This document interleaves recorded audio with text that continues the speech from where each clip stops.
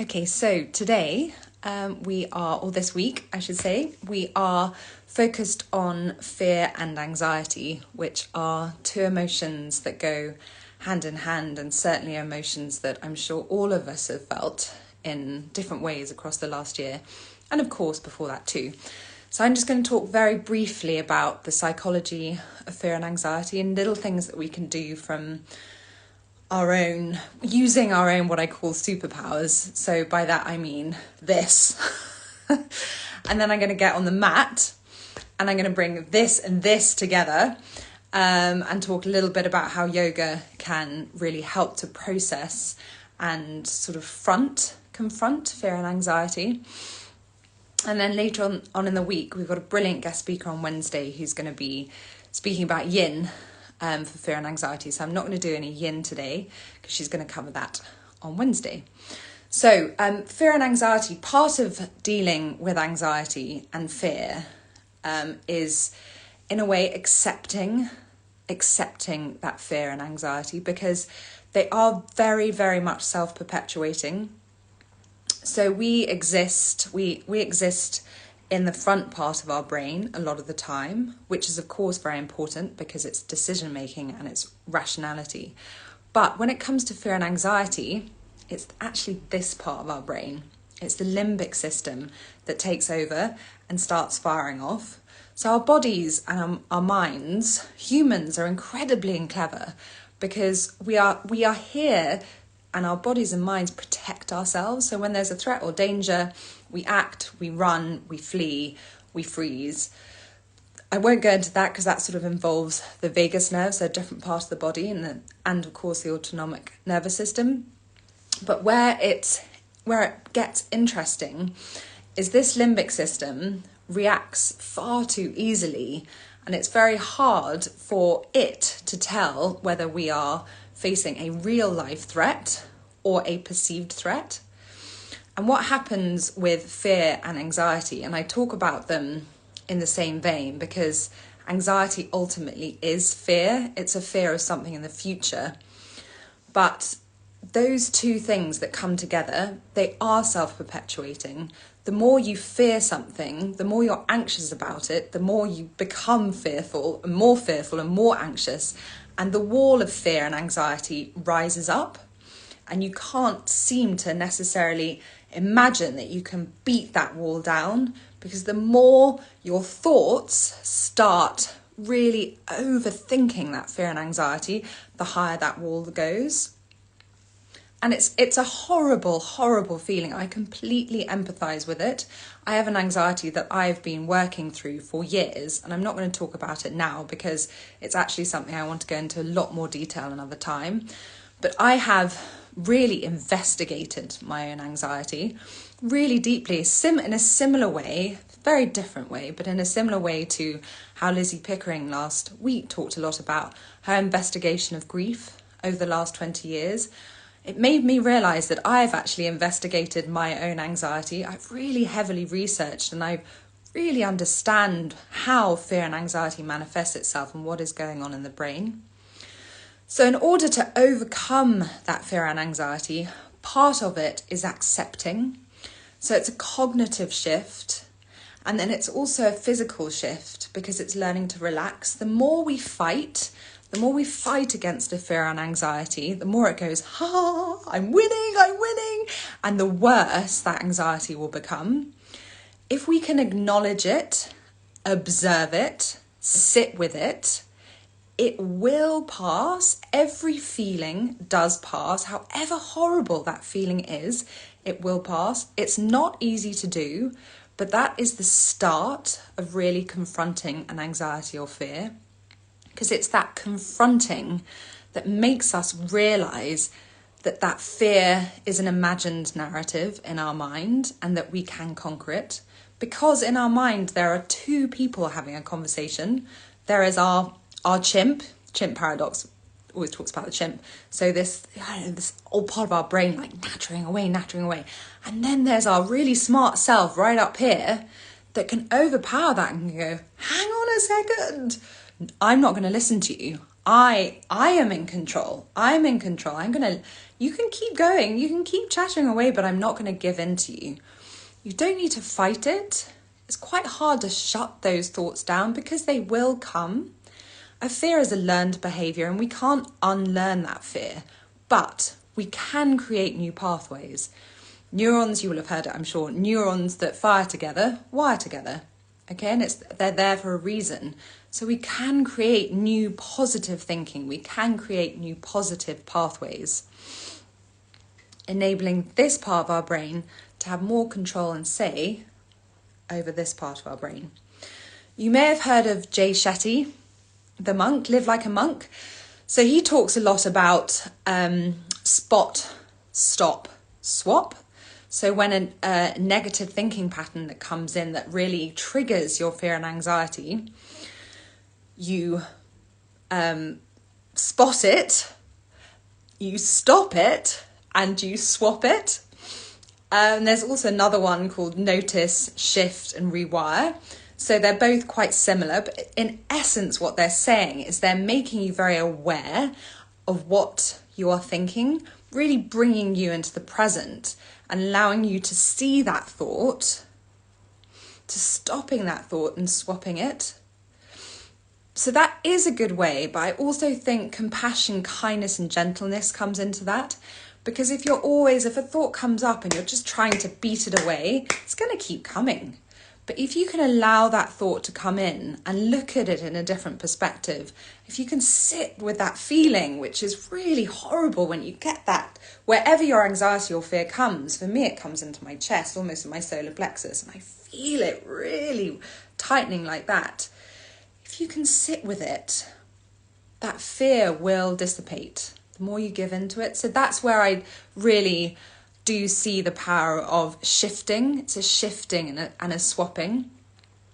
And when it comes to triggers, someone said on Instagram somewhere the other day, avoid your triggers. You can't avoid your triggers. I don't personally feel that you can avoid your triggers. The more you avoid your triggers, the bigger that fear becomes. If you can befriend the triggers, it does tend to make things easier. So compassion and kindness. My acupuncturist talks about control, confidence, and health being a little triangle of things that are all important when it comes to being in a really positive position mentally and physically, and where your anxiety and fear, if you have that, really drops down. And it actually is true. If you have your health, then you feel confident and you feel you can do anything and you feel in control. If you lose control, you lose confidence, and often when you're not well, you don't feel you have control.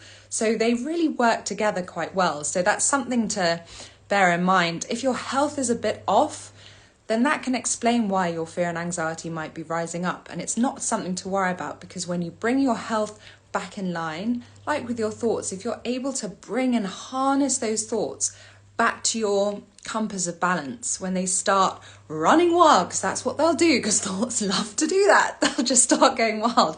If you can draw them back in to a place of balance and safety, that's key. So safety, present moment, processing, and this is where yoga really comes into its own. Yoga, breathwork, and meditation. There's so much science, particularly around meditation for anxiety. And a lot of it is allowing yourself to have those thoughts and for them to, float on by. They always talk in headspace. Oh, just let those thoughts float on by. Really hard to do. But meditation genuinely, scientifically helps your brain to do that, because it strengthens this over this so that you have more say and more control. But I'm going to jump onto the mat just to show you a little yoga sequence that you can do. So yoga, amazing for bringing the mind and body, anchoring the mind to the body.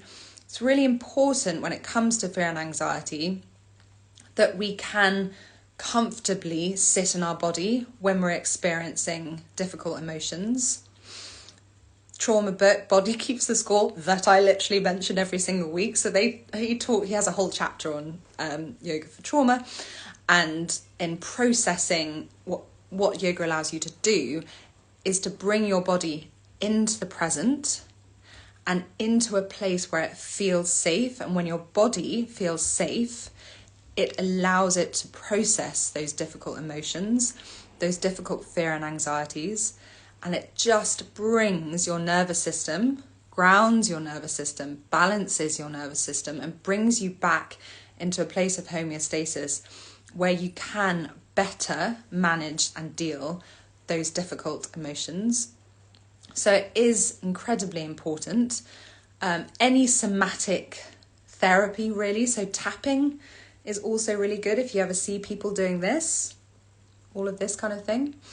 I'm not a qualified emotional, what's it called? EDR. I might be confusing that with EMDR. But tapping technique, really, really interesting. Somatic therapy, very important. But I'm just going to get onto the mat, otherwise I'm going to take you wildly over our 15 minutes. So we're going to start in child's pose, as we often do. So I'm going to give you two versions of child's pose. If you watched these before, you probably will have seen both of them. So you have the traditional child's pose. So what child's pose does is it just brings you straight into a safe space. So if your heart's racing, if you're feeling really tight in your chest, just bring yourself down. You don't even need to be on a mat. Bring yourself down to the ground. Have your arms out extended. Bring your forehead down to the mat. Big toes to touch, knees out wide, sit bones towards your ankles. If you're a bit more up like that, absolutely fine. Relax the shoulders, relax the jaw, and take some really deep inhales in through the nose and out through the mouth. And just allow your body to start to get oxygen around it.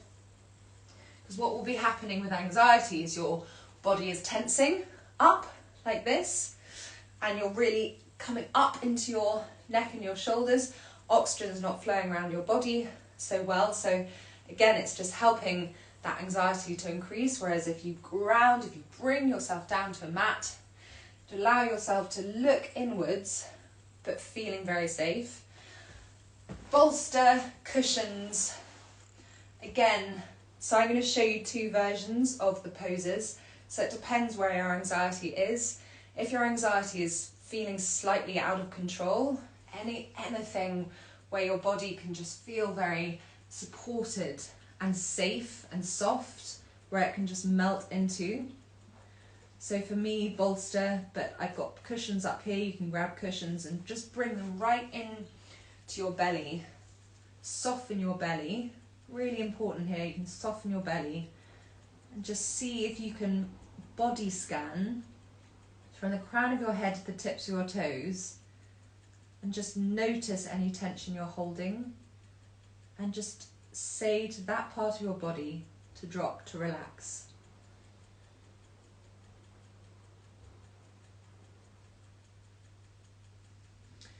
And then you can bring yourself up and come into a very gentle chest opener. If you're feeling incredibly anxious, I probably would avoid this. But if you're feeling not so anxious, but still a bit buzzy, then it's just a lovely one to, in a safe way, open the chest. So keep your legs in child's pose position, fingers facing forwards, and just open at the chest here.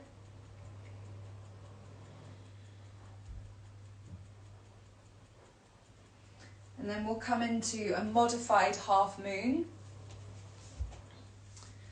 So you can bring a brick, if you have one, or a book, and bring yours, I'm on my left leg, so bring your left leg down at a right angle. Your right leg out, extended. Place your hand down onto the block. Bring your arm up, and you can either leave your leg down like that, or you can raise up slightly. Really feel an extension and lift through your arm. You can take your gaze up as well. I'm not going to do a mini workshop on these poses, as tempting as it is, because I'm just showing you this sequence briefly today. So come back out of your half moon and bring yourself up into a forward fold. And here, this is where bricks and blocks is so great, but you can use cushions as well. So you can just do a traditional forward fold, where your legs are bent, your belly is on your thighs, holding on to opposite elbows. This is great for mental fatigue and mental fog. And again, just oxygenating that brain and quietening it. So when you're full of anxiety and you're buzzing, this is wonderful. And what's even better is bringing the block, the bricks, and then resting the crown of your head on that block. And that just feels incredibly reassuring and comforting, actually. Feels very safe. And then rise yourself up and come into tree pose. So tree is another one that's great for quietening the mind and just helping to bring focus and giving you control into your body. So that's another thing that yoga is really brilliant at for anxiety, is it puts you into a place of control and confidence. So speaking about that confidence, control and health, those three things, that's actually what yoga's doing, because it does improve your health, it gives you confidence, and it puts you into a place of control. So tree pose, weight down into the left foot, and you can either come here, so just on your shin, absolutely fine. You can even just rest your toes. If you're pregnant and you have any pelvic girdle pain going on around here, you can still do tree, particularly if you're feeling that anxiety. So all the poses I'm showing you, if you're pregnant, are fine. The back bend, that is fine as well, actually. So you can stay here if you're pregnant with pelvic girdle pain. Otherwise, you can come here, or I'm not sure my foot's actually in sticks. It's too slippery, I need a grip. Or you can come up into tree like that, hands on hips, in prayer, or up like a tree. And your gaze, your drishti, your gaze is out in front at a fixed point, but your gaze, just have your eyes so they're blurry, because that is what is helping to quieten your mind and put you in a meditative state. And then release down, give your legs a bit of a shake, and then you can come onto the other side. Then I'm going to bring you down onto the mat, bring you into Janu Sarasana. So I'll show you two versions of this. So you can bring your right leg out, bring your left sole of your foot to your thigh, and belts, I love a belt. You can use a belt here to bring yourself down, so flexing that front foot. You can have a bend in your extended knee if the hamstring stretches too much into your glutes, which you don't want. You can also just rest your hands down and lower the head. The other option, a more restorative option. This, I'm not going to do the yin version because I think hopefully Cal will do it on Wednesday because it's a great one for anxiety. But you can bring a cushion here and just bring your head down and soften this foot. So again, any pose where you're bringing your body in, because I'll just say briefly about yin because I can't resist, but the meridian channel of the bladder goes all the way up your spine, your back body. So any forward bends, bladder and kidney, those two together, are the organs associated with for anxiety. So working into the bladder meridian channel really helps to rebalance. So any sort of curved forward fold in your spine, wonderful to rebalance. So that's Janu Sarasana, / a little bit of yin, because I can't resist. And then you can come onto the other side, either using a belt, your hand, or the cushion. And then just before we come into Shavasana, so breath work is really lovely and free and so easy to do and really powerful for anxiety. And I can say that because I totally get it, speaking from experience. So you can just sit in easy pose. You can sit on a block or a cushion, a blanket, just get yourself really comfy. You can also lean back against something, and you can have your legs, ideally not your legs out. If it's not comfortable to sit in easy pose, sit with a cushion or a bolster so your legs are on either side. And then you can have your hands down on your lap, and we'll come into, I'm not going to do it now, I'll say how to do it, intentional breath. So this is a breath where you're inhaling in for a count of 6 and exhaling out for a count of 6, in and out of your nose. And what this does is it helps when you're feeling overwhelmed, and it helps to rebalance out your nervous system. So when you're anxious, if you can really feel your heartbeat racing and that real tightness in your chest or wherever you're feeling it, what the intentional breath will help to do is to rebalance that inhale and exhale, which is your sympathetic and parasympathetic nervous system. So, and you can place a little bit more emphasis on the out breath, but I see that rebalancing as actually a wonderful way of just helping the body to come back into a place of safety. And you can stay in that breath for 3 to 5 minutes, and it will take you into quite a meditative state as well. And you can build that breath up. So start coming into your breath, focusing on your breath, and just slowly bring your breath to a place where you are inhaling and exhaling equally. And then rise up from 4-4 to 5-5 and then to 6-6 and stay there. You can count, obviously, in your mind, which in itself is very calming. And once you've done that, you can finish off with your Shavasana, and you can do this, you can make it all juicy. You can have a blanket under your head. You can have a block, in fact, a block underneath the blanket on your head. You can have a bolster under your knees. You can have an eye pillow on your eyes. You can have a cushion on your belly. So you can get all the fun toys out, and also cover yourself with a blanket. What this cushion does is it helps to ground. This bolster is very relieving from the bottom of my back. My head is supported. And then eye pillow, so we have a reflex in our eye that's connected to our vagus nerve, so it's very calming.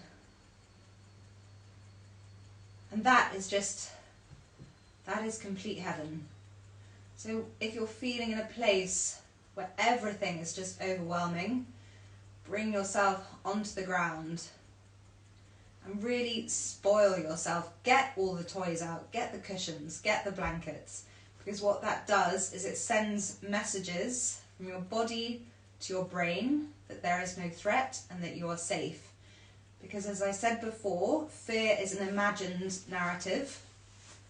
It is not real unless we are running from a tiger, in which case it's handy to have, which is why we should to look at it, again flipping things on our head and go, how awesome are our bodies and minds that they are going to protect ourselves, and they always will. But it's just learning how to better understand our minds and bodies, better accept, so that cognitive shift, and to know how to relax that physical change, and to confront that fear and anxiety. Sit with it, observe it, let it pass, because it will. Hopefully that sequence will be helpful to do and to have, even if you take one of those things. The breathing is amazing, and it's a very quick fix. The child's pose, wonderful one to come into when you're feeling a little overwhelmed. But that's it from me. I've gone totally over my 15 minutes. But do join me tomorrow. Cal is going to be giving a little workshop on yin.